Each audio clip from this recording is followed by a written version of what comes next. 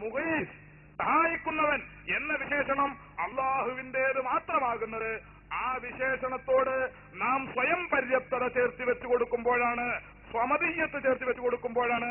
സ്വമതീയത്ത് പിൻവലിച്ചാൽ സഹായിക്കുന്നവൻ എന്ന വിശേഷണം എല്ലാവർക്കും ഉണ്ടാകാം. മുഹിയുദ്ദീൻ ശൈഖിനുണ്ടാകാം, റസൂലുള്ളാഹിക്കുണ്ടാകാം, റിഫായി ശൈഖിനുണ്ടാകാം, ബദരീങ്ങൾക്കുണ്ടാകാം, എല്ലാവർക്കും ഉണ്ടാകാം. ഈ കാര്യം നമ്മുടെ മാത്രം ഒരു വിശദീകരണമല്ല, ഇത് ശബാബ് വാരികയാണ്. ശബാബ് വാരിക 1988 ഫെബ്രുവരി 12 പ്രസിദ്ധീകരിക്കപ്പെട്ട ശബാബ് വാരികയിൽ ചെറിയ മുണ്ടം അബ്ദുൽ ഹമീദ് മദനി എന്ന് പറയുന്ന മുജാഹിദിന്റെ ഏറ്റവും വലിയ നേതാവ്, ഈ നേതാവ് എഴുതി വെക്കുന്നത് വളരെ വിശദമായി അദ്ദേഹം പറയുന്നു. ഏകം, അതുല്യം എന്നീ പദങ്ങൾ മാത്രമല്ല, ജ്ഞാനി, ശക്തൻ, കേൾക്കുന്നവൻ, കാണുന്നവൻ തുടങ്ങിയ പദങ്ങളൊക്കെ ദൈവവിശ്വാസികൾ പ്രയോഗിക്കുന്നത് ഓരോ സന്ദർഭത്തിലും അവയുടെ അർത്ഥത്തിന് വരുന്ന വികാസ സങ്കോചങ്ങൾ കണക്കിലെടുത്തുകൊണ്ട് തന്നെയാണ്. ഒരു വ്യക്തിയെ ഒരു കുടുംബത്തിന്റെ ഏകാവലംബമെന്ന് വിശേഷിപ്പിക്കുന്നതിൽ ദൈവവിശ്വാസികൾക്ക് വിഷമമൊന്നും തോന്നാറില്ല. കാരണം അവിടെ ഏകം എന്ന പദത്തിന് കേവലവും പരമവുമായ അർത്ഥം കൽപ്പിക്കപ്പെടുന്നില്ല. എന്നാൽ പ്രപഞ്ചത്തിന്റെ ഏകനായ പരിപാലകൻ എന്ന് പറയുമ്പോൾ ഏകം എന്ന പദം അതിന് കൈവരാവുന്ന അർത്ഥവ്യാപ്തിയുടെ പാരമ്യത്തിലെത്തുന്നു. ഒരു വ്യക്തിയെ അതുല്യ പ്രതിഭാശാലി എന്ന് വിശേഷിപ്പിക്കുമ്പോൾ അതുല്യം എന്ന പദത്തിന് പരിമിതവും ആപേക്ഷികവുമായ അർത്ഥം മാത്രമേ കൽപ്പിക്കപ്പെടുന്നുള്ളൂ. എന്നാൽ അതുല്യനായ പ്രതിഭാശാലി എന്ന് അള്ളാഹുവെ വിശേഷിപ്പിക്കുമ്പോൾ അതുല്യം എന്ന പദം അതിന്റെ അർത്ഥത്തിന്റെ പാരമ്യത്തെ കുറിക്കുന്നു. എന്താണ് പ്രിയമുണ്ടം അബ്ദുൽ ഹമീദ് മൗലവി പറയുന്നത്? കേൾക്കുന്നവനെന്ന് അള്ളാഹുവിനെ സംബന്ധിച്ചും പറയാം, മനുഷ്യനെ സംബന്ധിച്ചും പറയാം. പക്ഷേ അള്ളാഹുവിനെ സംബന്ധിച്ച് പറയുമ്പോൾ ഉദ്ദേശിക്കപ്പെടുന്നത് പരമമായ കേൾവിയാണ്. പരമമായ കേൾവി എന്ന് പറഞ്ഞാൽ അത് സ്വയം പര്യാപ്തതയിൽ അധിഷ്ഠിതമായ കേൾവിയാണ്.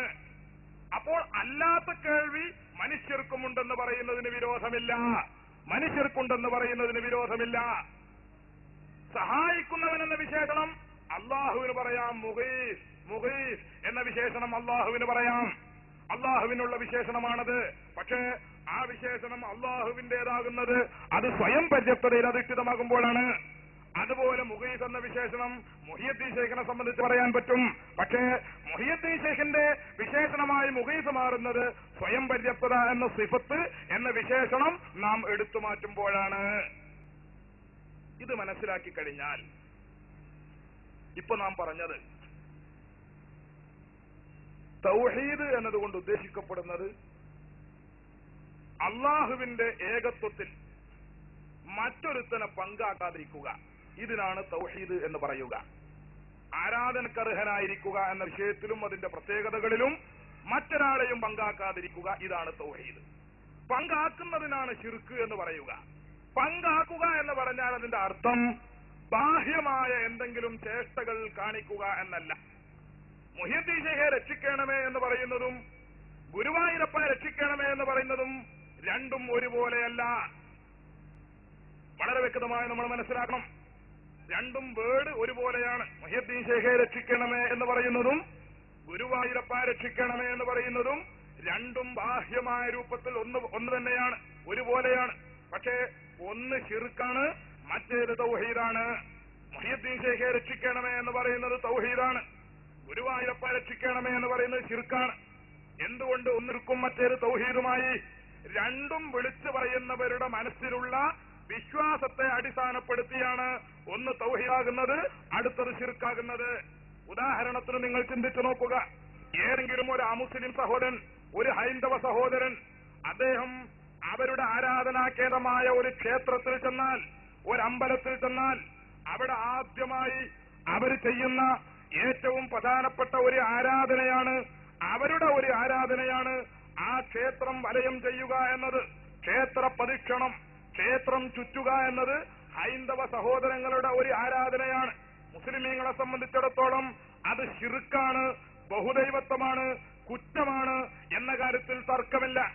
എന്നാൽ ഈ പുളിക്കൽ പ്രദേശത്ത് നിന്ന് പരിശുദ്ധ മക്കയിൽ ഹജ്ജിന് വേണ്ടി പോകുന്ന ഒരു മുസ്ലിം സഹോദരൻ, അദ്ദേഹത്തിന് പരിശുദ്ധ കഅബാലയത്തിൽ മസ്ജിദുൽ ഹറാമിൽ ചെന്നാൽ ആദ്യമായി ചെയ്യാനുള്ളത് കഅബാലയമാകുന്ന ബിൽഡിങ്ങിനെ ചുറ്റലാണ്, അതിനെ പ്രദക്ഷിണം ചെയ്യലാണ്.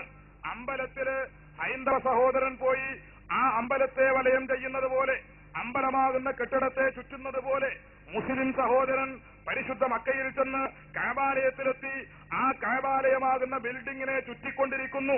ഒന്ന് തൗഹീദാണ്, ആദ്യത്തേത് ശിർക്കാണ്. അമ്പലം ചുറ്റുന്നത് ശിർക്കാണ്, കഅബാലയം ചുറ്റുന്നത് തൗഹീദാണ്. ഇവിടെ ഈ രണ്ട് ചുറ്റും തമ്മിൽ എന്താണ് മാറ്റമുള്ളത്? എന്താണ് മാറ്റമുള്ളത്? കഅബാലയം ചുറ്റുന്നവന്റെ മനസ്സിലുള്ള വിശ്വാസമല്ല അമ്പലം ചുറ്റുന്നവന്റെ മനസ്സിലുള്ളത്. മുഹിയുദ്ദീൻ ശൈഖിനെ വിളിക്കുന്നവന്റെ മനസ്സിലുള്ള വിശ്വാസമല്ല ഗുരുവായൂരപ്പനെ വിളിക്കുന്നവന്റെ മനസ്സിലുള്ളത്. കഅബാലയത്തിന്റെ അമ്പലത്തിന്റെ മൂലയിൽ പ്രതിഷ്ഠിക്കപ്പെട്ടിരിക്കുന്ന കല്ല്, അമ്പലത്തിന്റെ മൂലയിൽ പ്രതിഷ്ഠിക്കപ്പെട്ടിരിക്കുന്ന കല്ല്, ബിംബം, പ്രതിമ എന്നൊക്കെ വിളിക്കപ്പെടുന്ന അവരുടെ ആരാധ്യ വസ്തുക്കൾ, ഈ അമ്പലത്തിന്റെ മൂലയിൽ പ്രതിഷ്ഠിക്കപ്പെട്ട കല്ലിനെ ഹൈന്ദവ സഹോദരൻ വണങ്ങുന്നു, ഹൈന്ദവ സഹോദരൻ തോഴുന്നു, ഹൈന്ദവ സഹോദരൻ അതിന്റെ മുകളിൽ നെറ്റിത്തളം വെക്കുന്നു. ശിർക്കാണ് എന്ന കാര്യത്തിൽ തർക്കമില്ല, ബഹുദൈവത്വമാണ് എന്ന കാര്യത്തിൽ തർക്കമില്ല, അള്ള പൊറുക്കാത്ത പാപമാണ് എന്ന കാര്യത്തിൽ തർക്കമില്ല. എന്നാൽ പുളിക്കലിൽ നിന്ന് ഹജ്ജിന് പോയ ഒരു മുസ്ലിം സഹോദരൻ ഏറ്റവും കൂടുതൽ പ്രയാസപ്പെട്ടുകൊണ്ട് തിക്കും തിരക്കും നടത്തിക്കൊണ്ട് പരിശുദ്ധമായ കഅബാലയത്തിന്റെ മൂലയിൽ പ്രതിഷ്ഠിക്കപ്പെട്ട ഒരു കല്ലിനെ ചുംബിക്കുന്നുണ്ട്. 3 തവണ ആ കല്ലിനെ ചുംബിക്കണമെന്നും 3 തവണ അത് ആവർത്തിക്കണമെന്നുമാണ് ഇസ്ലാമിന്റെ കൽപ്പന. അപ്പോ ഒരു കല്ലിനെ ചുംബിക്കാൻ വേണ്ടി, ഒരു കല്ലിന്റെ മുകളിൽ നെറ്റിത്തടം വെക്കാൻ വേണ്ടി, കല്ലിനെ അഭിവാദ്യം ചെയ്യാൻ വേണ്ടി മുസ്ലിമീങ്ങൾ തിക്കും തിരക്കും കൂട്ടുന്നു. ഹജറുൽ അസ്വദാകുന്ന കല്ലിനെ ചുംബിക്കുന്നത് തൗഹീദാണ്, ബിംബത്തെ ചുംബിക്കുന്നത് ശിർക്കാണ്. ഹജർ കഅബാലയമാകുന്ന ബിൽഡിങ്ങിനെ ചുറ്റുന്നത് തൗഹീദാണ്, അമ്പലമാകുന്ന ബിൽഡിങ്ങിനെ ചുറ്റുന്നത് ശിർക്കാണ്. ഗുരുവായൂരപ്പനെ വിളിക്കുന്നത് ശിർക്കാണ്, മുഹിയുദ്ദീൻ ശൈഖിനെ വിളിക്കുന്നത് തൗഹീദാണ്. ഗുരുവായൂരപ്പനെ വിളിക്കുന്നത് ശിർക്കാണ്, ബദരീങ്ങളെ വിളിക്കുന്നത് തൗഹീദാണ്. ഗുരുവായൂരപ്പനെ വിളിക്കുന്നത് ശിർക്കാണ്, റിഫായി ശൈഖിനെ വിളിക്കുന്നത് തൗഹീദാണ്. ഗുരുവായൂരപ്പനെ വിളിക്കുന്നത് ശിർക്കാണ്, മമ്പറങ്ങളെ വിളിക്കുന്നത് തൗഹീദാണ്. എന്താണ് മാറ്റം? ഇതാണ് മാറ്റം.